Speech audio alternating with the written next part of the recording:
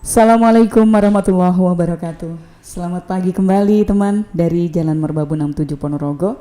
Kembali program Obsesi Obrolan Sehat Sahur Dini Hari Gema Suri FM yang didukung penuh oleh RSU Muhammadiyah Ponorogo dengan tagline mudah, nyaman, dan islami. Sudah nungguin kita juga kan? Karena kemarin kita sudah bahas soal permasalahan obat, kemudian khasiatnya, bagaimana mengkonsumsi obat yang aman saat berpuasa agar nanti ketika misalnya ada ujian sakit pada saat puasa, sakitnya bisa segera sembuh seperti itu ya. Nah, masih bersama dengan ini Mbak Dika Hermawati Asfam, apoteker dari RSU Muhammadiyah, kemudian juga Ustadz Bonaji SPDI, Kasubat Bina Ruhani dari RSU Muhammadiyah Ponorogo. Mbak Dika, Ustadz, ya. Masih setia ya? Kita lagi menemani teman-teman yang lagi menjalankan ibadah sahur nih. Semoga sahurnya bisa lebih nikmat gitu ya, agar puasanya juga bisa lancar ya kan? Baik, nah kita lanjutkan perbincangan kita soal aman konsumsi obat saat berpuasa ini Mbak Dika. Kita akan coba memflashback lagi ya seperti biasa, bagaimana cara mengkonsumsi obat-obatan yang benar saat berpuasa dan ketika di hari-hari biasa. Monggo Mbak Dika. Oke. Yang sudah saya sampaikan tadi untuk obat-obat yang diminum sehari 3 kali ya. Itu kalau misalkan obat-obat yang non kronis, misalkan obat-obat yang untuk flu batuk lah ya, sehari 3 kali bisa diminum untuk sahur, sesudah makan, kemudian buka puasa dan pukul 23 jam 11 malam. Terus untuk obat-obat yang jenis gula darah atau hipertensi itu tadi tetap kita konsultasikan dulu ke dokternya gitu.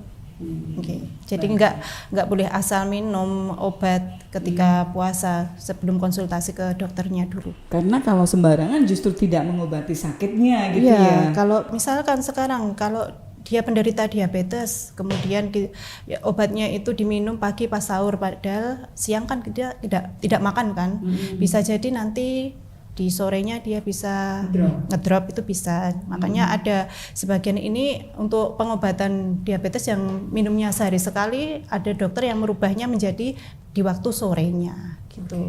Seperti itu. Nah, kalau biasanya ya yang namanya kena penyakit diabetes, selain mengkonsumsi obat-obatan yang ditelan gitu ya, secara oral biasanya juga ada injeksi atau insulin. Iya. Nah, bagaimana? Kita tanyakan aja ke Ustadz Bonaji. Tat, gimana Tat? Kan ada jenis macam-macam jenis obat gitu ya. Nah, bagaimana?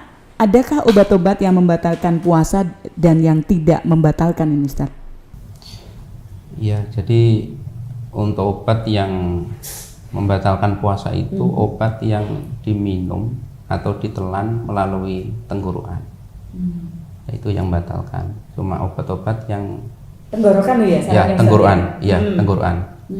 Cuma kalau nanti misalkan ada beberapa obat itu yang memang melalui kumur ya, ada kumur-kumur aja, selama itu tidak ditelan itu tidak membatalkan. Cuma nanti masuk dalam kategori makro. Makro. Iya. Selain yang makro, selain yang dikumur. Ya, selain yang dikumur yang tidak membatalkan itu adalah termasuk yang oral ya, yang obat yang dimasukkan melalui dubur. Itu juga tidak membatalkan, tidak membatalkan puasa. Kemudian termasuk nanti injeksi ya. Injeksi itu tapi yang nanti melalui kulit ya. Kan ada melalui kulit itu, kemudian termasuk nanti melalui otot, sendi dan vena ini tidak membatalkan puasa. Nah, termasuk obat-obat yang obat tetes mata, kemudian hidung atau telinga ini juga tidak membatalkan puasa. Termasuk obat asma ini yang berbentuk inhaler Mbak Dika ya. Inhaler itu juga tidak, ya disedot itu tidak membatalkan. Tidak membatalkan puasa. Biasanya itu kalau pilek itu dipijit hidungnya yang sebelah kiri, yang kanan nyedot. Alhamdulillah kalau ternyata itu nggak membatalkan puasa. Oh, baik. Termasuk obat tetes mata, walaupun itu masuk di mata juga kan? Kita masukkan di mata. Ada juga yang obat tetes telinga pas lagi puasa ternyata sakit, kemudian harus ditetesin. Itu aman ya Tati ya? Jadi kalau kita berbicara tentang syariat ya, secara syariat itu yang membatalkan puasa itu kan makan dan minum. Jadi kalau bahasa makan dan minum itu tentunya kan melalui tenggorokan ya, melalui tenggorokan. Jadi yang di luar itu insya Allah aman. Kalau infus gimana? Nah, infus itu nanti ada dua versi ya. Kalau nanti infusnya itu untuk untuk menguatkan atau untuk mengenyangkan, itu sebagai nanti nutrisi ya, ada nutrisinya, itu ya jelas itu nanti membatalkan. Tetapi ini pun nanti terjadi perbedaan pendapat nanti di kalangan para ulama. Jadi misalkan kalau infus sendiri itu memang infus tidak membatalkan puasa karena masuknya cairan tidak melalui organ tubuh yang berlubang terbuka. Jadi yang berlubang terbuka diantaranya kan mulut itu. Nah, suntik vitamin, nah ini sifatnya menguatkan hingga menambah kekebalan tubuh. Ini juga tidak membatalkan. Tapi vitamin kan bisa mungkin lebih kuat begitu, Tat. Cuma kalau nanti seseorang itu katakanlah nanti sakit ya, misalkan seseorang sakit seperti yang dirawat di rumah sakit Muhammadiyah misalkan. Kalau dia sudah terindikasi memang sakitnya itu sakit berat yang menyebabkan dia itu uzur, berhalangan untuk berpuasa, ini lebih baik memang kami menyarankan untuk tidak berpuasa malah. Jadi kalau orang itu memang betul-betul sakit. Karena rata-rata orang yang sudah masuk infus itu ya mayoritas dia sakitnya sudah sakit yang berat ya. Yang berat. Kecuali misalnya sakit mata, sakit telinga dan sebagainya. Masa iya sih kalau misalnya sakit telinga pakai tetes kemudian dia pingsan, nggak mungkin ya kayaknya ya. Nggak masih bisa ditahan seperti itu. Baik, nggih. Oke, kemudian Mbak Dika, kembali ke Mbak Dika nih, apakah ada makanan atau minuman tertentu yang sebaiknya dihindari nih saat kita berpuasa atau saat minum obat? Nah, maksudnya obat-obat apa yang menimbulkan interaksi dengan makanan? Nah, atau dengan minuman juga bisa. Boleh nggak sih mengkonsumsi obat pakai teh atau mungkin susu? Atau sebaiknya bagaimana cara minum obatnya itu, Mbak? Jadi tidak semua obat itu ada interaksi dengan makanan dan minuman. Termasuk minuman yang mengandung kafein seperti teh gitu ya. Ada obat-obat tertentu seperti ada jenis antibiotik Cipro sama tetrasiklin, itu kalau dengan susu dia akan membentuk suatu senyawa yang kemungkinan untuk menghalangi pas penyerapan di dalam usus kita. Nah, itu harus ada jarak untuk minum obatnya. Ada juga yang interaksi, itu susu, tapi tidak semua berinteraksi dengan susu, gitu. Ada kalau yang sudah jelas itu antibiotik biasanya yang berinteraksi dengan susu, gitu. Kemudian ada lagi yang berinteraksi dengan makanan. Makanan itu ada contohnya misalkan kayak sayuran hijau. Sayuran hijau itu kan kandungannya ada kaliumnya. Itu bisa bereaksi, ada vitamin K-nya, vitamin K itu kan fungsinya untuk pembekuan darah. Kemudian untuk misalkan diminum dengan obat untuk pengencer darah, maka nanti efektivitasnya obat untuk pengencer darahnya itu akan berkurang seperti itu. Jadi kayak tidak semua pada intinya tidak semua obat itu berinteraksi dengan makanan dan minuman, jenis-jenis tertentu saja. Tapi lebih baik kalau minum obat itu diminum dengan air putih saja. Gitu. Itu yang paling bagus. Paling bagus. Tapi biasanya kan ada ya Mbak ya. Saya nggak bisa minum obat kalau pakai air putih. Bisanya dengan pisang kayak gitu. Kalau untuk yang berinteraksi dengan pisang itu ada, tapi ada. Artinya ketika dia mengkonsumsi obat sambil diawali dengan makan pisang justru nggak bagus. Jenis apa itu? Obat apa itu? Tapi tidak semua mengkonsumsi obat ini, maksudnya ini obat-obat yang khusus ya? Khusus iya, seperti obat tensi sama obat jantung itu ada yang berikatan dengan kandungan pisang, kan ada kaliumnya itu, ada yang berinteraksi dengan itu. Gitu. Kalium kenapa Mbak harus dihindari untuk penderita biasanya, jantung? Kalau penderita jantung boleh makan pisang, cuma kalau dia minum makan obat dengan pisang dengan jenis obat tertentu, misalkan ada yang furosemid, nah itu biasanya ada interaksi obat tersebut dengan kalium yang ada di pisang itu, ada yang denyut jantungnya lebih cepat dan sebagainya. Tapi yang namanya interaksi itu tidak semua terjadi juga sih kayak gitu. Untuk menghindari hal-hal seperti itu, tetap minumnya pakai air putih saja. Oke, ada yang dengan kafein, misalkan dengan kafein seperti obat-obat flu, batuk itu biasanya ada interaksi dengan obat-obat, ada interaksi dengan kopi dan tehnya. Biasanya ada yang nggak kuat itu jantungnya berdebar kayak seperti itu. Jadi kalau misalnya ya, ini habis mengkonsumsi obat, dia itu pengen mengkonsumsi teh atau kopi gitu. Jarak amannya gimana? Jarak amannya bisa 1-2 jam boleh. Oh, baru boleh mengkonsumsi teh Ya, gitu oke. ya. Agar manfaat obat sudah masuk, baru nanti bisa dikonsumsi menggunakan atau mengkonsumsi teh ataupun kopi. Kalau degan gimana, Mbak? Saya pernah dengar gini. Kalau habis minum obat, jangan mengkonsumsi air kelapa muda karena konon ini manfaatnya akan hilang karena degan sendiri katanya bisa menghilangkan racun. Gimana dengan pendapat itu? Mungkin ada informasi yang valid soal itu, Mbak, dari segi kesehatan. Kalau itu belum ada penelitian yang valid ya. Kalau menurut saya degan itu kan ada, dia kan elektrolit ya, kan ada kandungan elektrolitnya. Itu lebih kayak tadi, kayak pisang tadi, ada interaksi dengan obatnya yang menyebabkan obat tersebut tidak efektivitasnya berkurang. Seperti itu aja. Bukan karena air degannya menetralkan obatnya, itu bukan sih. Ya, karena ada interaksi dengan kandungan dari air degannya yang kandungan elektrolitnya itu aja itu. Tapi sekali lagi amannya pasti menggunakan air putih ya. Iya. Pokoknya air putih.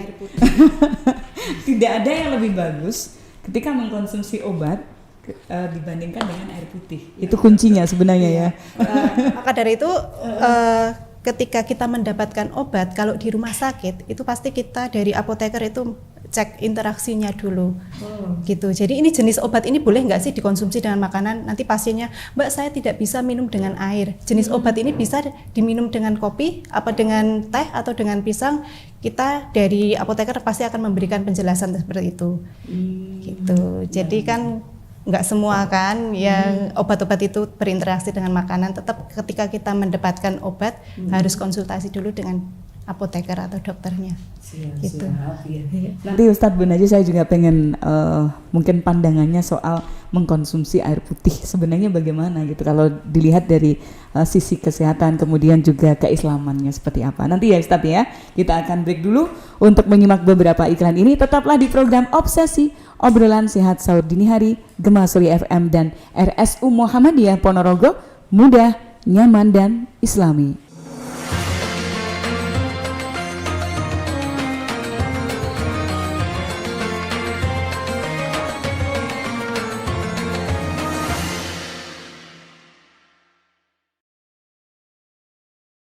Baik teman, kita lanjutkan masih di program Obsesi Obrolan Sehat Sahur Dini Hari 94,2 Gema Suri FM, dan kita sudah sampai di bagian akhir dari tema aman konsumsi obat saat berpuasa ya. Nah, kita tanyakan lagi nih ke Ustadz Bu Najih ya, Kasubat Bina Rohani dari RSU Muhammadiyah Ponorogo. Tadi kan sudah bagaimana cara minum obat yang benar kalau dari sisi medis. Nah, sekarang bagaimana kalau dari sisi keislaman seseorang? Monggo Tat. Apakah boleh kalau misalnya mengkonsumsi obat sambil berdiri? Bisa jadi kan seperti itu ya Dan ya? Oke, monggo. Oke, untuk mengawalinya mungkin saya akan menyitir salah satu hadis Nabi. Likulli da'in dawa. Jadi setiap penyakit itu ada obatnya. Kalau obatnya cocok dengan sakitnya, maka akan sembuh dengan izin Allah. Maka terkait dengan hal tersebut, ada beberapa hal yang perlu diperhatikan ketika mengonsumsi obat. Adabnya Ustaz. Iya, ada adabnya. Yang pertama, ya tentunya tidak boleh berdiri, tidak boleh sambil lari, tidak boleh berbaring. Ya, kita harus sambil duduk. Nah, kalau memang pasien itu kuat posisi duduk. Tapi kalau pasien memang dia tidak bisa duduk dan bisanya hanya berbaring, ya apa boleh buat kan itu. Cuma langkah-langkah yang harus diperhatikan tentunya yang pertama harus membaca basmalah. Jadi sebelum mengonsumsi obatnya harus membaca Bismillahirrahmanirrahim. Kemudian dipastikan bahwa obat itu betul-betul halal. Halal itu artinya boleh secara syariat. Kita tidak diperkenankan untuk mengonsumsi obat yang haram atau yang najis, itu tidak boleh. Nah, kemudian kita berdoa, tentunya doa. Allah yang menyembuhkan, Allah yang memberikan sakit, Allah yang menyembuhkan. Di antara doa yang lazim bagi orang yang sakit itu adalah Allahumma robban nas adhibil ba'sa isbi wa anta syafi la shifa'a illa shifa'uk shifa'an la yughadiru saqaman. Ya Allah, Tuhan sekalian manusia, angkatlah sakitku, angkatlah sakitnya kalau mendoakan orang lain. Engkau pemberi kesembuhan, tidak ada yang mampu menyembuhkan kecuali kesembuhan darimu. Sembuhkanlah dengan kesembuhan yang tidak meninggalkan rasa sakit. Jadi kita mohon pada Allah, obat yang kita minum itu, kita mohon pada Allah mudah-mudahan cocok dengan sakitnya dan betul-betul sembuh dengan kesembuhan yang tidak meninggalkan rasa sakit itu. Ini yang penting. Kemudian tentunya nanti setelah minum obat juga tidak lupa baca hamdalah juga nih. Jadi alhamdulillah. Ini bagi mungkin yang belum hafal tentang doanya. Jadi kalau diulangi lagi Tat. Mungkin ada yang teman-teman biar nanti nyari di Google ya Tat ya. Mungkin bisa diulangi lagi Tat. Tadi doanya. Allahumma robban nas adhibil ba'sa isfi wa anta syafi la shifa'a illa shifa'uka shifa'an la yughadiru saqaman. Ini doa untuk kesembuhan bagi orang yang sakit. Dengan keyakinan di hati ya tadi ya. Begitu luar biasanya Islam ya. Ternyata ada adabnya untuk mengkonsumsi obat, kemudian juga ada doa-doa untuk kesembuhan dan sebagainya. Ini sesuatu yang luar biasa pasti. Baru yang pertama ini disajikan ini. Betul, dan tentunya keyakinan seorang muslim itu kan doa ya. Doa itu senjatanya bagi orang-orang yang beriman, orang-orang Islam. Misalkan ketika kita belajar sejarah para sahabat yang telah dimintai tolong kepala suku pada waktu itu ketika sakit, maka seorang sahabat itu membacakan kepada kepala suku itu cukup surat Al-Fatihah. Dibacakan surat Al-Fatihah itu bismillah dengan izin Allah sembuh. Padahal kalau kita lihat sakitnya itu adalah sakit disengat kalajengking. Mungkin kalau sekarang ya termasuk bagian sakit medis. Jadi sakit medis itu mungkin kalau sekarang ya. Jadi kalau sekarang orang tersengat kalajengking ya. Kalajengking itu mestinya kan langsung dibawa ke medis. Tapi pada waktu itu karena mungkin belum ada dokter yang secanggih ini ya, itu sahabat itu membacakan surat Al-Fatihah. Nah, kenapa dibacakan surat Al-Fatihah itu sembuh? Karena imannya orang-orang terdahulu itu mungkin luar biasa. Jadi mungkin yang menjadi pesan penting bagi saudara kita yang saat ini diuji oleh Allah berupa sakit, maka tingkatkan kualitas keimanannya kepada Allah Subhanahu wa taala. Jadi biar sakitnya itu segera sembuh. Ketika kita berdoa, maka doa kita akan segera diijabah oleh Allah. Baik. Bisa nggak tadi doa yang untuk kesembuhan tadi misalnya diganti dengan doa yang lain yang lebih mudah dihafalkan gitu, dengan Al-Fatihah bisa juga ya tadi ya? Bisa. Al-Fatihah bisa dibaca. Atau mungkin termasuk doa-doa perlindungan ya. Kalau dalam bahasa agama itu al-muawwidzat. Al-muawwidzat itu kita bisa berdoa tentang sakit kita itu dengan bacaan Al-Ikhlas, Al-Falaq dan An-Nas. Jadi kita bahasanya gini. Kita taruh kedua telapak tangan ini di dekat mulut, kemudian kita tiup. Nanti setelah itu kita bacakan Al-Ikhlas sampai selesai, kemudian Al-Falaq sampai selesai, kemudian An-Nas sampai selesai. Setelah itu diusap ke seluruh tubuh. Itu untuk diri sendiri ya? Untuk diri sendiri. Kalau misalnya untuk orang lain pun boleh. Sama aja ya? Sama saja boleh. Dan ini di Muhammadiyah pun juga disyariatkan. Mungkin bisa dilihat di kitab Himpunan Putusan Tarjih yang jilid 3. Jadi termasuk nanti al-muawwidzat 3 gul itu bisa digunakan untuk pembentengan atau penyembuhan sakit. Baik sakit medis maupun sakit yang non medis kalau mungkin di luar sana. Ada ya memang sakit yang non medis itu kayak apa Tat? Sakit non medis itu diantaranya adalah sihir ya. Sihir itu memang ada. Kemudian yang kedua itu adalah ain. Ain itu pandangan mata penuh kedengkian. Jadi misalkan saya memandang Bu E ya, dengan perasaan dengan penuh pandangan mata dengan kebencian, dengan iri dengki, maka Bu E itu bisa terkena sakit. Atau mungkin kita memuji seseorang tetapi tidak diiringi dengan kalimat Allah. Misalkan subhanallah atau masya Allah, itu nanti bisa Nyamuk. bisa terkena sakit. Jadi misalkan kita punya anak kita itu memang betul-betul cantik ya. Anak saya cantik amat atau anak saya ganteng amat, nanti bisa jadi anak itu terkena panas atau sakit. Tetapi kalau kita menyampaikan masya Allah, anak saya ganteng, anak saya pintar, anak saya cerdas, itu insya Allah kita aman dari gangguan ain. Dan Nabi pun mengatakan termasuk di akhir di zaman akhir itu banyak orang yang mati itu disebabkan karena Penyakit ain ini katanya justru anak-anak ya Ustaz ya. Artinya gini, tidak boleh memamerkan seorang anak di foto-foto dan sebagainya, itu di posting-posting di media sosial yang kerap kali terjadi, itu katanya bisa mendatangkan penyakit ain juga ya Tan? Jadi tidak hanya ke anak-anak, tapi orang dewasa pun bisa. Apalagi orang-orang yang sering tampil di depan publik ya, itu nanti bisa terjadi terkena ain. Maka termasuk kalau saya sebagai binroh yang ada di rumah sakit ya, jadi ketika nanti beberapa pasien itu secara SOP medis itu sudah dilakukan dengan benar, tetapi pasien itu tidak ada perkembangan yang signifikan terhadap kesembuhannya, nanti biasanya analisa saya itu mesti ke arah mungkin ini terkena ain. Maka diantaranya nanti sebelum tidur itu, maka pasien kita sarankan untuk mengambil air wudhu, kemudian membaca ayat kursi sama nanti 3 kul ini kemudian diusapkan ke seluruh tubuh.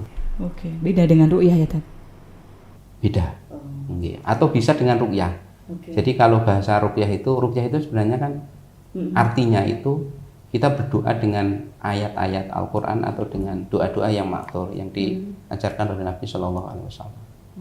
Dan ruqyah pun menurut Muhammadiyah, dalam hal ini Majelis Tarsih Pimpinan Pusat Muhammadiyah itu diperkenankan, dibolehkan. Mulai sekarang harus hati-hati ya teman-teman ya, berarti ya. Jangan punya anak ganteng, cantik, tapi kemudian dipamerkan di mana-mana gitu. Termasuk mungkin yang harus dihindari itu di media sosial, di status WA ya. Jadi kadang-kadang kita itu sering memamerkan, misalkan kita baru beli HP atau mungkin kita refreshing di mana, kemudian kita pamerkan, atau kita beli sepeda motor atau mobil yang baru kemudian kita foto, kita pamerkan, maka itu juga bisa terkena ain. Jadi ain itu bisa mengenai barang pun bisa. Baru lur, anyar lur, ngerayan lur gitu bisa jadi ya. Kecuali ketika kita mau mamerkan itu dengan ucapan Masya Allah, Alhamdulillah saya punya mobil ini, tapi nanti kena riak sama sum'ah, itu dalam bahasa agama pun enggak boleh. Tetapi minimal itu sudah menghindari dari ainnya. Kayak kejuaraan juga gitu. Dipamerkan kejuaraan juga nggak boleh. Nggak boleh ya? Nggak boleh ya? Anak saya juara gitu. Nggak boleh. Cuma nanti harus diiringi dengan kalimat Allah. Masya Allah. Masya Allah, Subhanallah atau Alhamdulillah. Biasanya sekarang ini yang sering itu qadarullah Ustaz. Qadarullah anak saya gini, biasanya begitu. Oke. Ini satu ilmu yang baru lagi nih. Diobsesi, alhamdulillah kalau begitu. Baik, kita ke Mbak Dika lagi nih.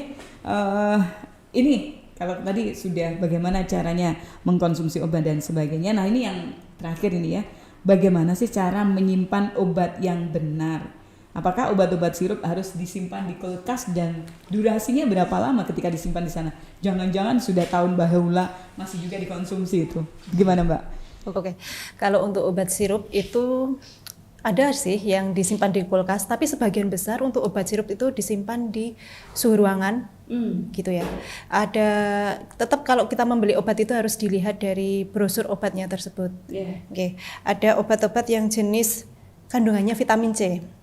Itu dia tidak tahan dengan suhu udara luar, biasanya dia teroksidasi, terus terjadi perubahan warna. Yang harusnya kuning dia berubah jadi coklat, itu sudah rusak. Jadi ada jadi ada produk-produk sirup yang sudah ada keterangan masuk kulkas setelah dibuka. Ada yang seperti itu. Ya.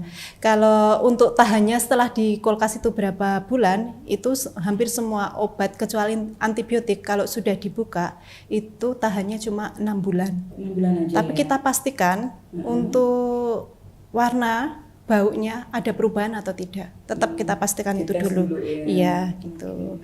Jadi yang paling aman berarti di suhu ruangan aja ya. Ya. Kecuali kalau ada misalnya Ada peringatan harus setelah disimpan di dibuka kulkas gitu ya. Kulkas. Tapi tidak semua sirup juga. Kalau dibuka itu tahannya 6 bulan. Ada peringatan khusus, ada produk paracetamol yang dibuka cuma tahan 1 bulan juga ada itu. Oke. Baik. Nah, ini tambahan juga nih.